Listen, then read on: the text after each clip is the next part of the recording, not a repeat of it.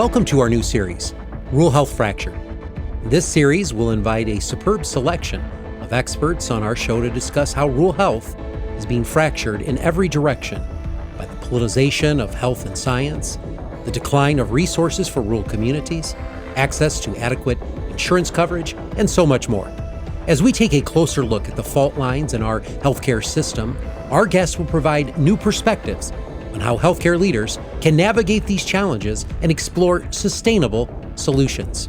We'll talk about topics like social services, care for the aging, and the behavioral health crisis factor into the future of our rural health and what we can do to protect our communities and our patients. I'm thrilled to be in the studio today with a special guest, Ewa Panetta. I love it. Thank you. Great ring to it. We're going to talk about maybe the origin of your name here in just a minute. But you are the Director of Community Health Impact and Engagement Yes, sir. at the Michigan Health and Hospital Association, affectionately known as the MHA, as we call it here in the rural parts of Hillsdale County. And it's great to have you in the studio for your first time. Absolutely. We have an incredible series that we're launching. It's great to have you here to share a little bit of your insight and perspective. So, Ewa, as we talk about some very sobering issues, we're going to get into it pretty heavy. And these are things that are not to be taken lightly. Sure. We're going to be addressing, community-based issues. But before we do that, we want somewhat of an understanding of your background. Sure. Because it's important for our listeners across the country to know we bring in some great experts, and you're one of them. You really are. The work that you've done, that I've had a chance as a board member to sit back and watch, the report outs from the work that you're doing, it's incredible. We get to read some of the success stories and reports, and that's presented to us by Mr. Peters. Very incredible, the work that you're doing. So why don't you give our listeners a little backdrop about, your background, education, and what you do at MHA in your specific role? Fantastic. Well, thank you so much, first and foremost, for the opportunity. It is my honor to be here with you today. Since I have this opportunity, I also just wanted to thank you and everyone that's part of the rural health and your hospital. Sure. What you do matters every single day, and we'll talk about why that matters. So I have been with the Michigan Health and Hospital Association for over 14 years. Wow. And have served various roles within quality and patient safety space. So I'm not quite sure if you've had anyone from the MHA Keystone Center. Oh, absolutely. Yep, absolutely, right. So as you note, since it's 2003, I believe, right, with the kickoff of the intensive care unit project. We actually started in 2003. Incredible. And we actually were right beside MHA. My predecessor, Duke Anderson, was on the board of MHA. That's incredible. And he was part of that process. So the Keystone Center, right, as the quality and patient safety is absolutely one of those pioneering arms of our association. It is. And I often call it as that best kept secret, unfortunately, because a lot of community people across our in Michigan don't know that it exists. And the impact it's had on healthcare and health has been instrumental, right? And so here we are in Michigan, shining stars, as I like to call them, right? Coming together on a volunteer basis, right? To really drive improvement in quality and outcomes. And so the work exposed me to a lot of areas. So things like preventing falls and pressure ulcers. But one area in particular really kind of drove the direction of my current role within the readmissions area, right? So when we talk about readmissions and the work that we're trying to do, we're working to prevent people from to coming back to hospitals. Yeah. Now, if I can interrupt you there. Absolutely. Did you start looking at that when we realized we were going to be penalized, or were you ahead of it before the penalty? Correct. So that work was actually helped supported through federal funding. Back in the day, it used to be called the Hospital Improvement Innovation Network. Okay. So through Medicaid Expansion Affordable Care Act, right, they helped establish these Hospital Improvement Innovation Networks, which were organizations, right, at the state level working with hospitals on a voluntary basis across 10 areas. They're called healthcare hospital-acquired conditions, like falls, pressure ulcers. And so we knew readmissions was an issue.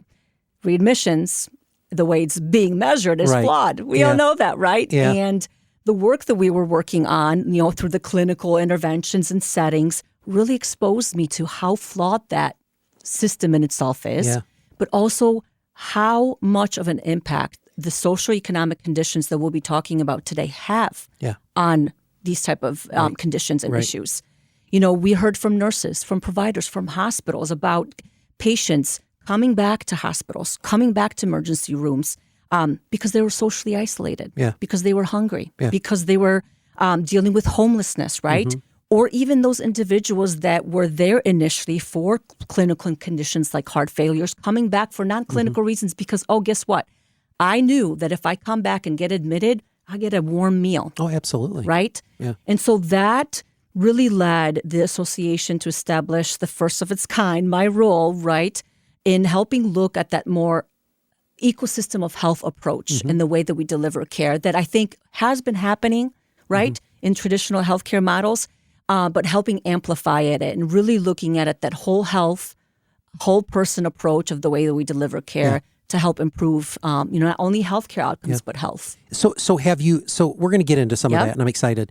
So have you always, prior to this position at MHA, were you in healthcare anywhere else? Or you just jumped right in? I unfortunately had no clinical healthcare experience, but this is where the connection lies. I actually worked in legislature. You did? I did. I worked for a representative working in urban areas, Plymouth, Northville area, who was the chairman of the Health Policy Committee. And so through that, of course... Who was that, by the way? Mark Corvo. Okay. He actually, now a huge advocate and a mentor of mine. In a lobby, or he's a consultant, right? That is correct, for Henry Ford. He's had multiple hats.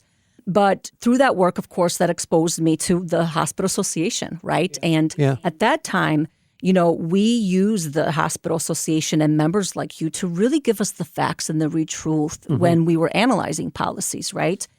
And at that time, I learned about the Keystone work. And unfortunately, as you know, policy takes time.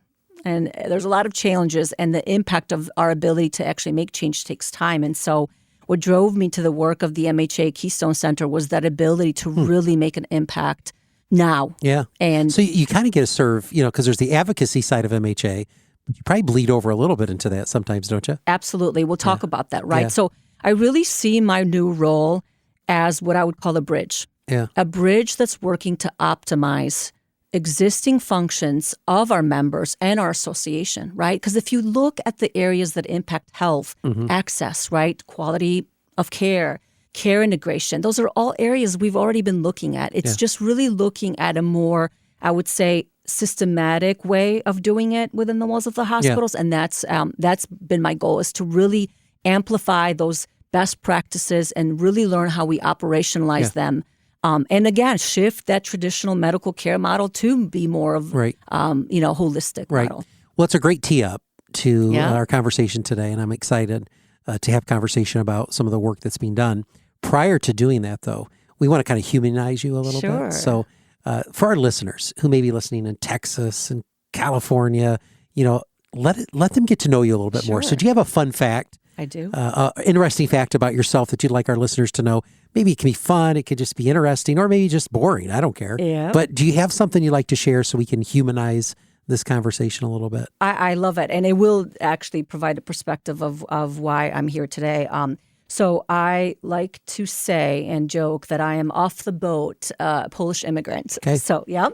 I actually immigrated to this beautiful country. Oh, you did yourself? I did. Okay. Absolutely, at age 10. I'm not going to tell how many years because that's going to give my age away. It's only been 15 years ago, so that's awesome. 2 years ago, right? Didn't speak a lick of English. Is that right? Absolutely, yep. So my father was already here, and he was able to immigrate through that, legal green card working process. We came 10 years after, so we were in separation for 10 years. Had a local landscaping, actually, business, but both my parents had multiple chronic care conditions that exposed me at an early age. Now, mind you, 11 coming, no language, to what I would say very complicated healthcare system, right? So complicated for you as provider, but complicated for the patient. And it really exposed me to some of, I would say, opportunities, right, in how we provide care to diverse patient populations, right, from different economic backgrounds. We were lucky enough financially, we were very well off. And we also had the access issues. But if you don't have the, what I would say, supportive entities like translators to help understand how, your healthcare. I served as that. And so at an early age, I was really exposed to those gaps. And it's really grew my passion to help advocate. That's incredible. That's incredible. Let me ask another question, follow up to that. So we hear these stories about the boat. I came over. Yeah. So, I mean, come on. Is it like that? Or is it like a Carnival cruise? Or what is it? I love it. So give us some insight here. And I joke and I use that to kind of to know that I am actually like an immigrant. But no, I actually flew on a plane. Right? Okay. But believe it or not, there's some people that really do believe that there's still there are some, right? Immigration. They believe literally boats. it's like this wooden boat that's correct. Yeah, all right. So just want to clarify that. Yeah, you weren't out there rowing a boat. Unfortunately, no. I was so the pathway was, Yep. the pathway legally, Absolutely. And since then you've done remarkably well as a champion and an advocate for rural health. I thank God that you came to America to do that because we need more voices. So we're going to talk about that passion that obviously started at a young age. Absolutely. Watching your parents. That's really a lot of times where our passions grow out of. Personal circumstances, right? And so, you've had a chance to work with many, many hospitals. Right. And today we're going to talk about, rural health safety nets. Yes. And they are critically important. And what it takes to provide access to healthcare in what we describe and what we see every day as underserved communities. Correct. These are communities that don't have access to OB at times. That's failing right now at exponential rates. Absolutely. Access to even primary care is limited, or it's months out. Specialty care years out if they can get it.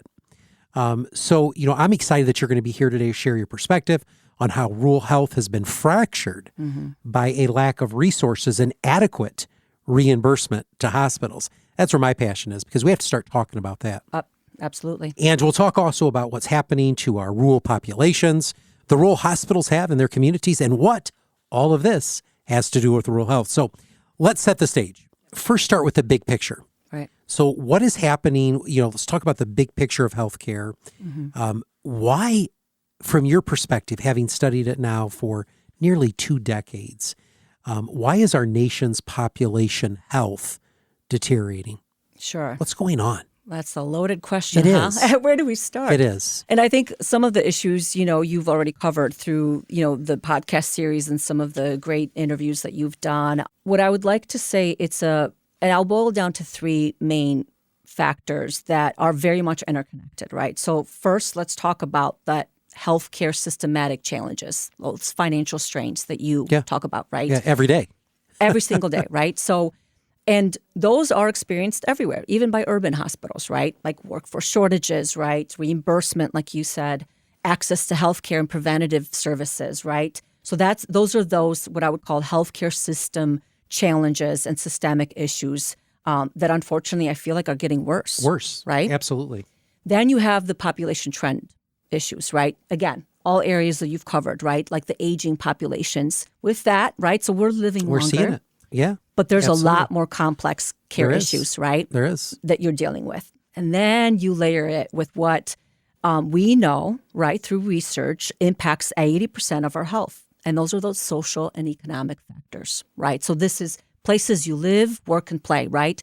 The access to jobs, access to housing, safe housing, right? Safe housing. And I would like to also say those conditions are deteriorating, right? Sure they are.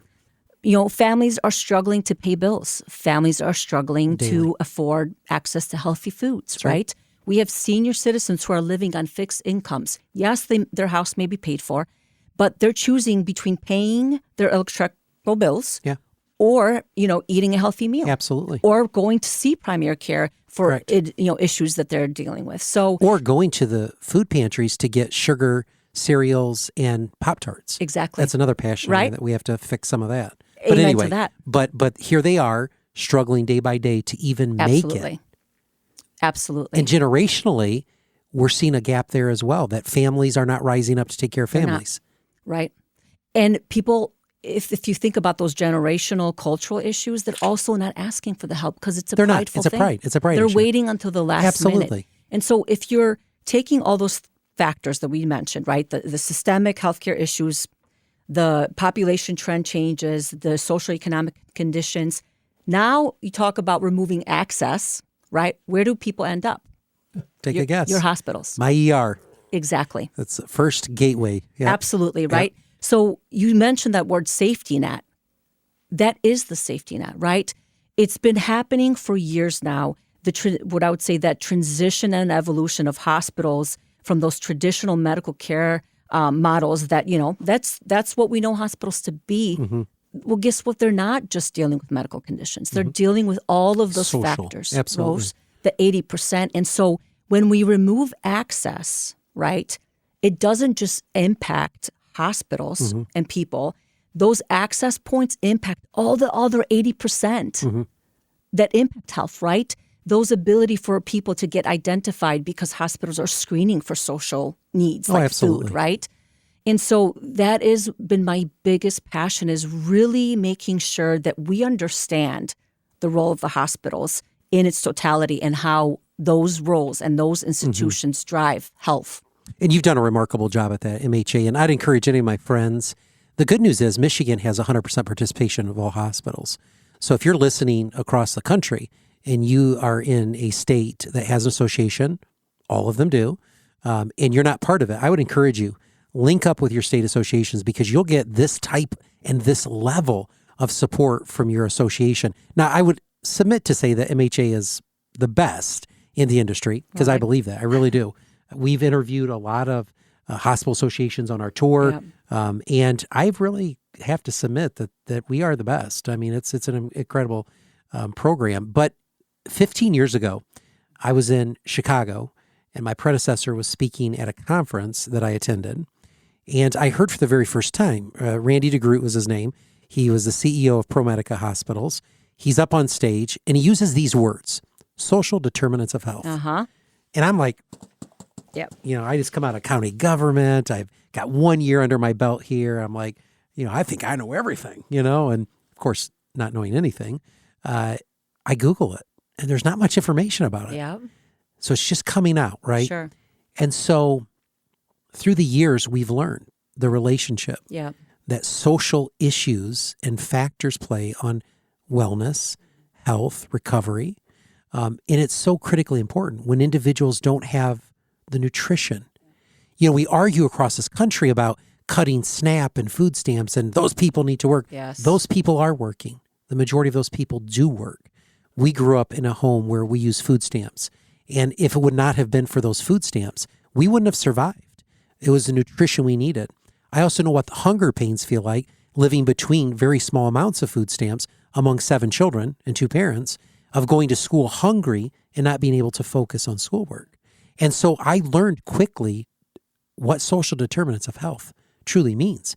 Now, today, we're asking in clinics on your annual wellness visit. Yep. What are we asking? What types of questions? So, well, first and foremost, thank you for sharing that, because I think we have to start humanizing reality of conditions and people, the challenges that they face. So this, talking about that evolution, hospitals are working to implement what I would call those operational infrastructure strategies that help identify those needs through screening. They do, right? Screenings, yep. Right? So think about it, right? You remember filling out paperwork, which you unfortunately have to do, seeing those type of questions, right? That assess access to health, right? Healthy foods, housing, stable housing, transportation, right? So that's just one of those ways that we're seeing that evolution of hospitals' role, right? So, you go to your primary care appointment, it's your annual visit, and you're answering a questionnaire that says, do you have access to food? Yeah. Have you been able to pay your rent? Do you have electricity? We weren't asking those questions 15 years ago. Correct. And I'm so glad we are today, because we're finding those gaps. We are. Now, my question to you is, as we identify those gaps, what are we doing about it?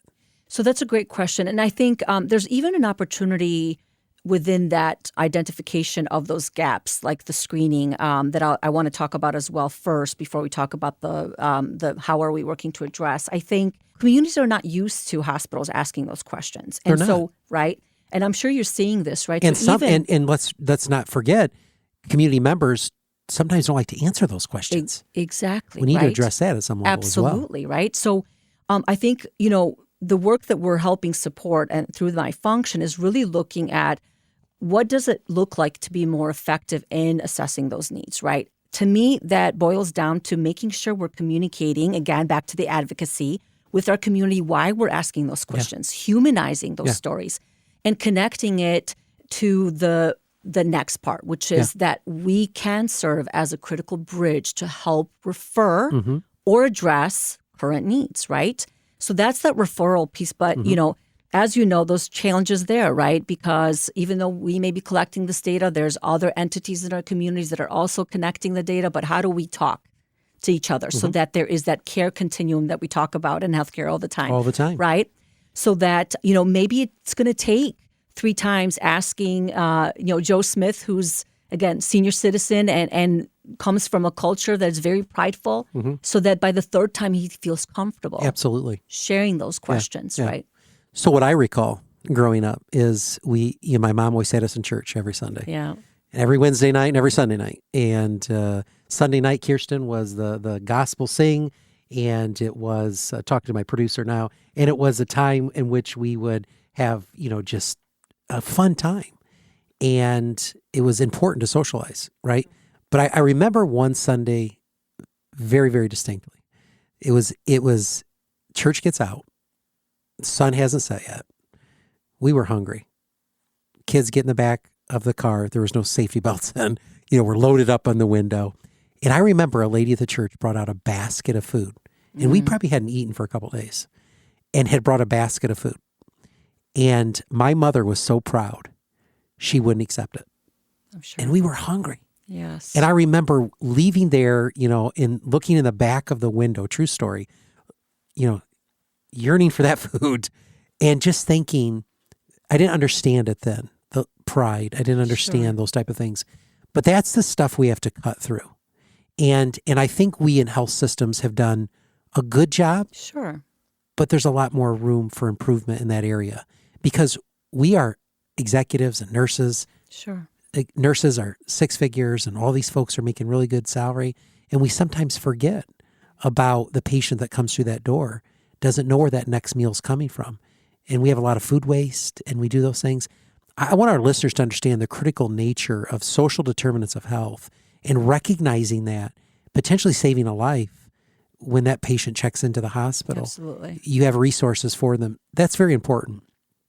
I know that's heavy, but at the end of the day, I think we use those life experiences to tell a story. Absolutely. And telling that story is important so we don't make the mistakes of the past. Absolutely. That we understand that pride will sometimes step in our way to ask for help, but there's so much of a need out there. But there's also a lot of community support groups, right? Sure. That can offer that. So let's transition here just a little bit. So we have these social and economic issues that hospitals are facing right now. I want to ask you, how are you seeing in your role successful hospitals who are navigating that? How are they meeting the needs of those patients? How would you identify a successful program that's meeting those needs? Absolutely. I think it boils down to 3 things I like to call, and not to simplify this because this work is complicated. And everything you have said is not an easy task, it isn't. Right? I boil it down to awareness, adoption, alliances, and advocacy. So not 3, 4. Nice. The 4 A's I like to call them. Awareness is those exact things that we just talked about, really being systematic in the way that we work to address needs. So through screening, right? We have, of course, community health needs assessments, right? Correct. Which are another great tool that provide tool. Another deeper dive evaluation, but should not be the only tool, right? It's one of many. To analyze needs. But also, I understand, are the existing infrastructures and the programs actually meeting those needs, right? So that's that systematic screening for social drivers of health. Third, adoption. So, the healthcare world was not set up to operationalize and develop interventions that move beyond medical conditions. So adoption. Because it just stops, right? Absolutely. That's just our job. It stops right there. I was just going to say, I'm sure you've been told, stay in your lane many times, right? Many times. Unfortunately. Twice today by Kirsten. Yes. Correct. Stay in your lane. That's never been really what we've done. Right. We don't talk about it. No, we don't. But we right. don't. Right. So again, shifting those operational, clinical medical models to be more comprehensive, that requires staff education and awareness and humanizing those things that you talked about, Absolutely. right? The other thing I really want to talk about in terms of the awareness is it's really difficult for staff screening patients on needs they themselves have, right? So so from the hospital perspective, how are you making those needs not just a community need, but your own house needs, right? You have members of your staff that are probably dealing with the same issues that they may be asking the patients about. So starting within the walls of your hospitals are one of those key strategies. Alliances, I like to use alliances, not partnerships, for the reason that I think we've talked about collaborations and partnerships, but alliances mean aligning in our strategic investments, right? So it may be the community benefit, right? Let's all pull together our dollars, right? And really look at addressing root causes that we talked about, those economic conditions, right? And being more collaborative and aligning our strategies in addressing those causes so that we can be more impactful around those areas. So think about pipelines, right, which are a critical part of helping identify those disadvantaged populations and providing them with the education, the background, and health and economic, job opportunities that they may not be aware of. So again, and investments in housing. I've seen hospitals, I know, invest even in housing issues, which are so critical. Yeah, they are. So those are some areas. Transportation issues. Absolutely, right? Yeah. And to me, advocacy. And I want to go back to that comment I made earlier about this is not the time to stay silent, right? And so it's really important that we use that data that we talked about, the social drivers of health, and use it as an advocacy tool to push back on the broken systems that we are now taking, again, as a safety net, and hospitals are those, I would say the brunt of it, right? And helping advocate to identify where those gaps are so that systematic policy changes are made that can help make doing the things we want to do, but are so challenging to do. So absolutely. So those are the 4 areas. But I mean, there's so many great examples through food pantries, to, again, all those things that I mentioned that hospitals are investing in through partnerships in really making and tackling root causes. Yeah, one of the most brilliant minds in healthcare, Brian Peters, who I credit as incredible, often says to us at our board meetings that this is not a spectator sport. It is not. And I got to tell you, a lot of hospitals have been on the sidelines. A lot of hospitals have been up in the cheering section, but they haven't been on the field. And we've got to change that, because if we're going to make a difference in 100%. Our communities, we got to be a voice. We have to get out there, arm in arm. We've remained silent too long. Absolutely. Now we switch that to rural hospitals, who even have more of a challenge. And I'm going to tell you that the challenges have never been more serious for us. Absolutely. The cuts to Medicaid under, the one big beautiful bill, which will strip the provider tax, all the challenges that we face with the government trying to shut down 340B programs, nurse staffing ratios, you name it, we're under assault. Rural communities specifically. It's hard to recruit. Cost of living might be better, but unfortunately, the opportunities for individuals to have entertainment and enlightenment and all those great things, people don't naturally flock to rural communities to get their jobs. So you have a recruitment issue. You have a retention issue at times when competitor hospitals are offering $30,000 sign-on bonuses that rural hospitals can't. All these complexities, all these challenges. But I want to go back to some roots of problems, okay? So I'm going to ask you this question. Why are rural communities so vulnerable to reimbursement changes and other policies that are impacting us today? Let's say that in the context of rural versus urban. Yeah. And I know we sometimes don't like to do that because we want to lump us all together, but we're not. Rural communities are much different than urban communities. So could you give us some insight into that? What's the vulnerability of reimbursement? Yeah, and I think what I like to say is, though within healthcare and hospitals sectors, we all kind of feel the pains of everything we've talked about. Rural communities, like you've already mentioned, really, truly, those issues are just amplified, right? So again, the demographics, right? Rural communities typically represent an older generation that unfortunately bear the more serious clinical and medical conditions, right? Those comorbidity issues that we talk about, the complexity of cares. But also on that side, deal with access to critical preventive care services, right? Because of distance and all the things that you talked about, right? So like, let's take, for example, health, telehealth, right? I love it. Great strategy, right? And as an innovative approach for rural hospitals, it's a critically important tool. But if you don't have the internet bandwidth and access to, then how is that a tool? It's not a tool. Right? It's not. Yeah. And so I love it, right? But I think from the, like even the rural transformation funds, right? Like Don't that's get me a started. key area. Don't get me started. Well, great. But what are you going to do about it to make that an effective absolutely. tool? And so that, right, demographic population, the financial fragility that you talked about, right? Like you are dealing with small numbers, right? Those people matter. They do. Those are not numbers. Those are people, right? But your ability to adjust financial gaps when you have constant small, thin margins. Where do you go? Where do you go? So on top of providing those medical preventative care services that we talked about, how do you then on top of that layer those services and those socioeconomic support services that we talked about? How do you do that, right? And the workforce issue is a perfect example, right? That is a huge issue that's rising the cost. And so we talk about the rising cost, right? And you have adversaries that keep saying, well, it's the hospital's fault. Oh, yeah, well, think about it, right? right? Sure it is. Yeah. You have an entity, unlike other industry, and this is the other frustrating part that actually for a long time, healthcare liked to be compared to other industries. There's nothing to compare it to. You're a social worker. You're a behavioral health expert. You're a medical care provider. You're a financial analyst. You're a financial analyst. Yeah. And in a rural setting, you're probably the individual that knows every person that comes to the wall. Absolutely. Right? And so those are the realities. And I think this is the point of the critical role of advocacy, right? We can't just collect those stories. We have to humanize the data. We have to push and fight and share those stories to really provide that true and honest perspective. Absolutely. It's so critically important. So, okay, I'm a rural hospital listening today.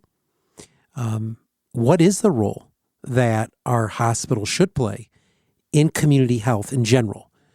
What do you see as that? But then what key strategies should hospital leaders be focusing on to prioritize access for their patients? Because there's a lot of competing interest. There is. Centering now, right? That's huge. But we're in a rural community where 72% of my payer mix is Medicaid, Medicare. 80% of my payers in OB programs is Medicaid. We're living on no margin, not even razor thin. There's no margin. And our challenges in rural America are so much different than even my counterparts in urban areas just up the road who have unlimited access to cash, right? We don't have that. We don't have the negotiating power with Blue Cross because we don't have the volume to go in and say, you're going to give us, 190% of Medicare. We don't get that opportunity. We get what is given to us. Now, we have a great CFO who negotiates amazingly, but at the end of the day, rural health is limited to what type of reimbursement we get. But we're impacted because the government regulates so much of this because they are the payers for us. So issues of advocacy do play a significant role, or the lack thereof, and not advocating for rural hospitals to get their fair share.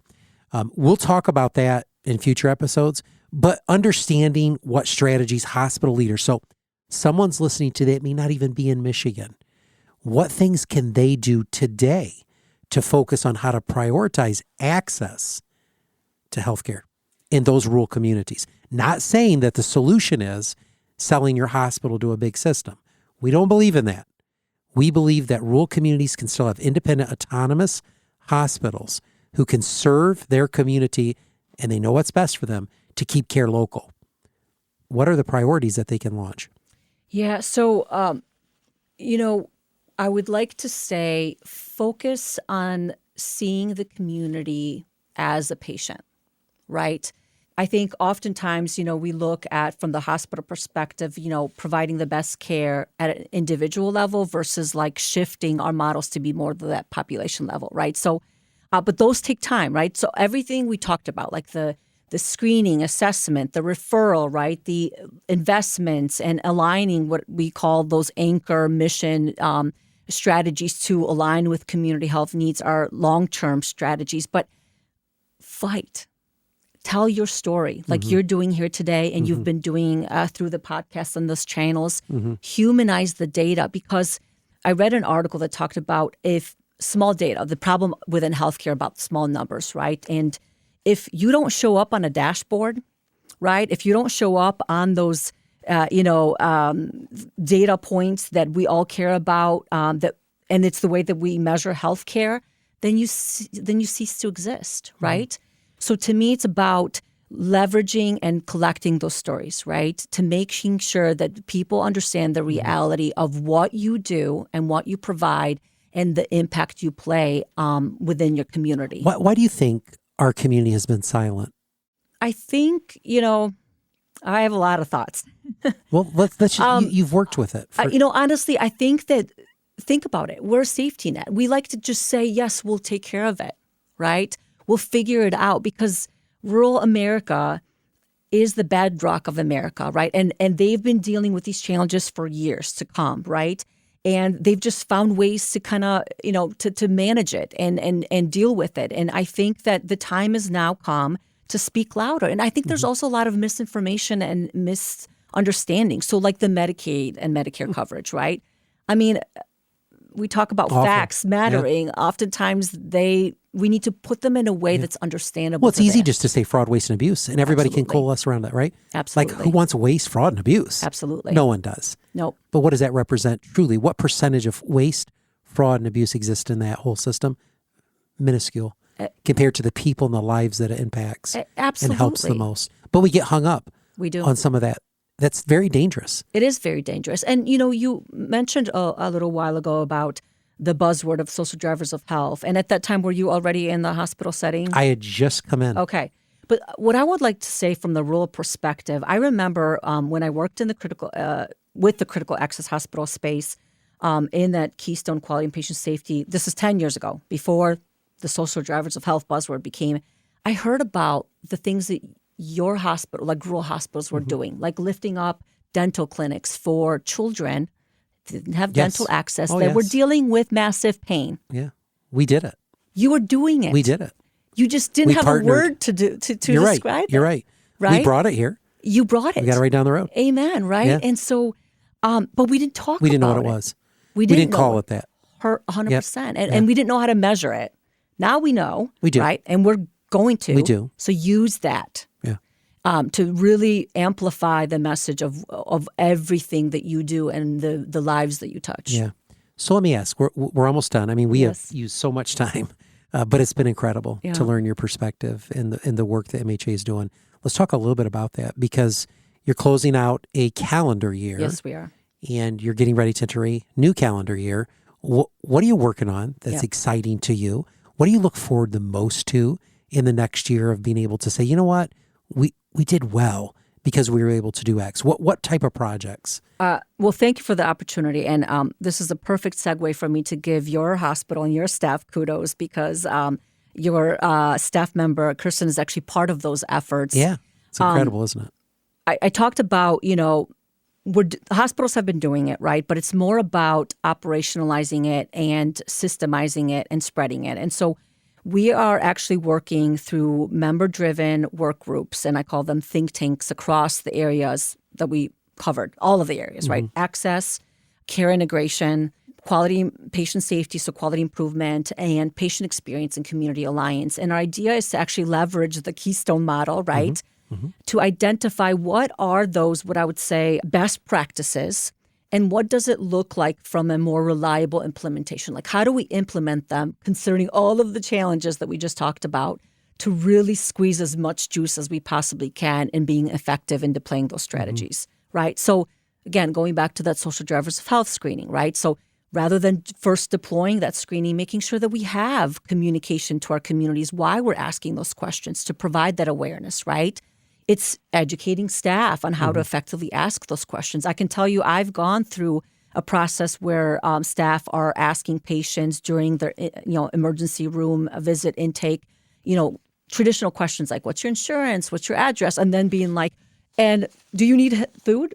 Those are, how do we make those transitions more understandable? Seamless and seamless, like, right? Makes sense. So those are the areas. And so those 4 think tank work groups are helping us really identify what those strategies are and offer recommendations of how we effectively operationalize them. Advocacy is going to be a key thread. Mm-hmm. We have to keep advocating for those changes.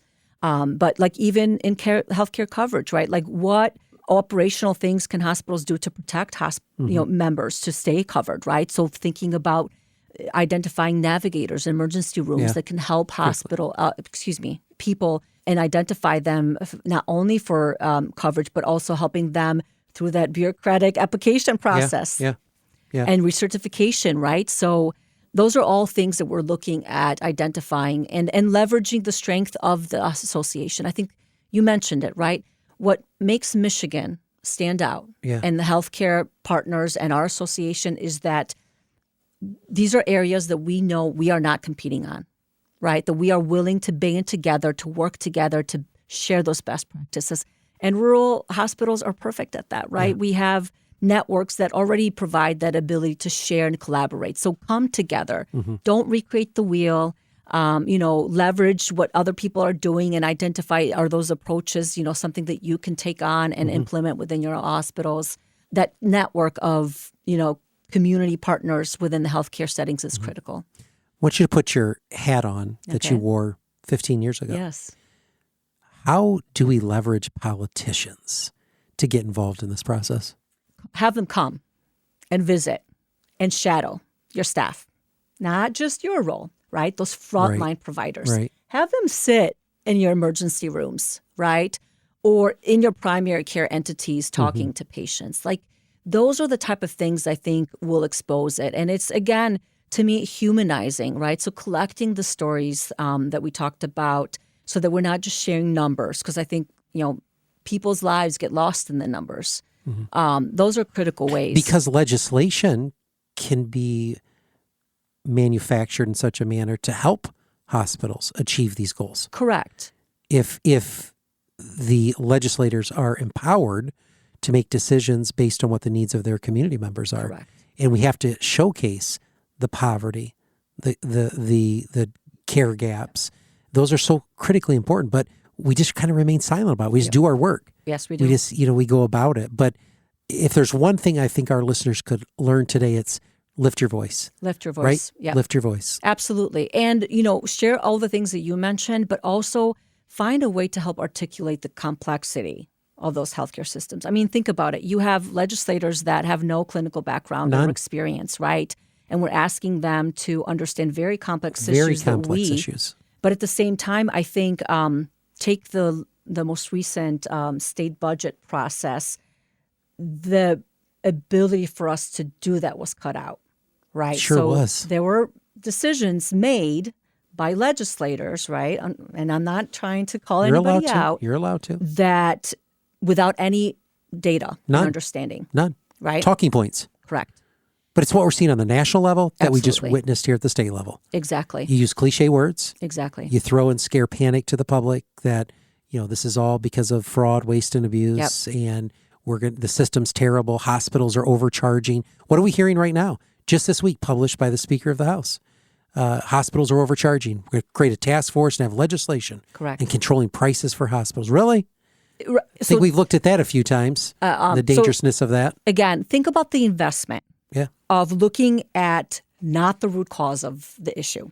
Do you think we're going to get better at that? I mean, this is what's, I think, frustrating, right? Very frustrating. It's a complicated. And I think from my perspective, and this is something that actually was brought up during the legislative advocacy day that we had a few months before, actually during the time of the budget, rather than maybe talk separately, convening these legislative panels and those rural leaders in a room and really looking at the big picture, right? Maybe there's an opportunity, and I think there is from so that way you're not just advocating within your public policy member, but that we're looking at it so that these legislators can come together and bandwidth and say, wow, like we didn't know this, right? And then at that same time, unfortunately, because politics are politics, provide that ability for them to come together and help advocate for their communities Absolutely. in a better way. Well, we'll stay away from politics for the rest of this conversation. Yes. So let's focus on something a little more positive. You are inspirational. Your personal journey alone, but also what you've done professionally to elevate this awareness in rural communities and communities throughout Michigan, not just rural, but in healthcare communities throughout Michigan. So your wisdom is important. And we do this on every one of our podcasts as a closing segment. It is called Rural Health Recommendations. Mm-hmm. For every guest that we have on, we want a glimpse inside the success that you've had. We want you to share that, a piece of it, with a listener today. Someone may be listening today in another state far, far away who is struggling with communication, with relationships with legislators and hospital CEOs, whatever it is. Sure. What advice, what piece, what one thing, sage advice, life advice of a new young leader maybe aspiring to make a difference that you've just talked about? How do you transform communities, positive healthcare outcomes? What is that one piece of advice? What would you give to someone listening today? What's that recommendation? That's another heavy question, right? It's a heavy one. And I think, we've covered very heavy topics and real topics that, again, make it, I think, difficult to do the right things, right? It is. But I will say this. Take the time to pause and reflect about what you do. So, again, to those that are within the health and healthcare systems, don't ever forget to reflect on the impact, right? So throughout healthcare, we have the opportunities to really connect and change lives. And we do change lives every day. Use those opportunities to collect the voices of the unheard, right? Those stories that humanize the data that we have. And not only use those reflections to continue driving your purpose, right, when the challenges keep mounting, but use them as that advocacy channel, right? Our medical professional in our association likes to always say, everybody's destination is healthcare, right? The things that you and I are working on isn't just for others, it's for us. You talked about your challenges growing up, right? There are people that are now experiencing those challenges. So to me, that pause and reflecting about the true purpose is really critical, and using those reflections, collecting those stories and using them as an advocacy tool to help advocate for the real, challenges that communities in rural America face. Yeah. Great advice. If we could just pause, reflect, and do it, we just get so surrounded by all types of interactions and interruptions and distractions that we just have to stop. And I think that's some sage advice that you've given. So thank you. Thanks for joining us today. Oh, it's my pleasure. It's been great to have you on the podcast, and we hope to have you back again to talk about some of the exciting things that MHA is engaged in. I would love to come back. And we would just love to be able to learn a little bit more about some of those initiatives that are going to be launched. I know we have a new strategic plan year. Yes, that's headed our way, and so it's always exciting to gather at the MHA conference and learn about what we're going to try to tackle in the next program year. Great leadership at MHA. Yes, we think about not only from the leadership side of the MHA proper, but also the board, what Bill Manns, our chairman, is able to accomplish. And we sit around a table as maybe sometimes competitors, as, friendly as we are, but we come and we coalesce around one simple understanding. Love on our patients, care for our patients, give the best patient care that we can. All the other stuff is noise. Absolutely. But when we get down to that fact, we can make a lot of friends. A lot of the distractions are removed when we focus on the patient. So lifting our voice, thank you for that message today. Absolutely. It's very important. And we hope that you come back to join us in future episodes. I would love to, yes. And thank you all, again, having this opportunity. I just wanted to, to send a message to everybody within the rural health space. Thank you for what you do. Don't give up, right? You impact lives every single day. That fight needs to continue. Amplify it. So thank you. Don't give up. I think within challenges are opportunities, so let's use this as an opportunity. Well, thank you, and thanks to our listeners for tuning into Rural Health Today. Catch our next segment, Rural Health News, to stay up to date on the current state of rural healthcare every Monday, wherever you get your podcasts. Don't forget to check out our latest updates and resources from Rural Health Today at ruralhealthtoday.com. and make sure you're subscribed so you never miss an episode. Until next time, remember the power of rural. Thank you for listening to another episode of Rural Health Today, the podcast where we connect you to what really matters in rural health. Rural Health Today is a production of Hillsdale Hospital in Hillsdale, Michigan, and a member of the Health Podcast Network. Our host is JJ Hodshire, our producer is Kirsten Newlon, and our audio engineer is Kenji Ulmer. Special thanks to our guests for sharing their expertise on the show, and also to the Hillsdale Hospital marketing team. If you want to submit a question for us to answer on the podcast or learn more about Rural Health Today, visit ruralhealthtoday.com.